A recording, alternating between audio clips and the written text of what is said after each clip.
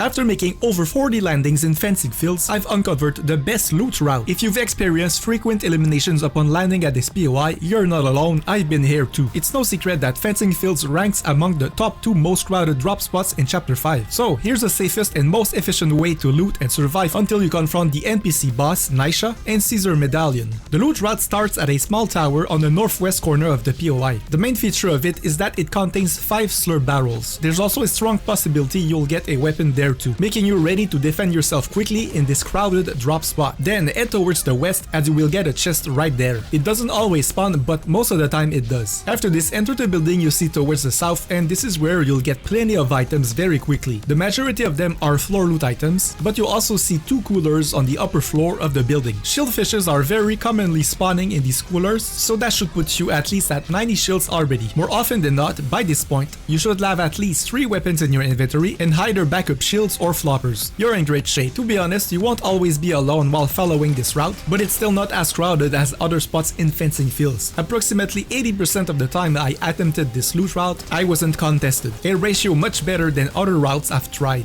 After this, you need to descend through this opening, which will lead you to a long underground corridor. This vast section is secluded in many ways, and again, I hardly encountered any enemies there. The main idea is to proceed straight, eventually reaching the vault. Make sure to open the few chests you encounter along the way. More often than not, the vault won't be opened yet, as Nisha is likely engaged in combat with real players. If she's not, then I would typically be the first one to approach Nisha and engage her in brief skirmishes. The rationale behind this is to avoid being ambushed by real enemies. Additionally, guards can sometimes detect other opponents while you're doing this, which is precisely what you're aiming for. When battling Nisha, try to lead her into a small room to ensure your back is covered. This way, it's easier to predict incoming enemies. Alternatively, you can engage Nisha on the roof of the big blue building for a clear view of approaching guards or enemies. If you're in trouble, retreat indoors to regroup and plan your next move. When you acquire the medallion and descend to the vault, be cautious, as it's common to encounter enemies waiting for you there. The loot route I've shared works well for me most of the time, but perhaps you have another one you would like to share? Feel free to leave it in the comments if that's the case. Check out the next video you'll see on screen, as it follows the exact same concept but with another crowded POI on the Chapter 5 map.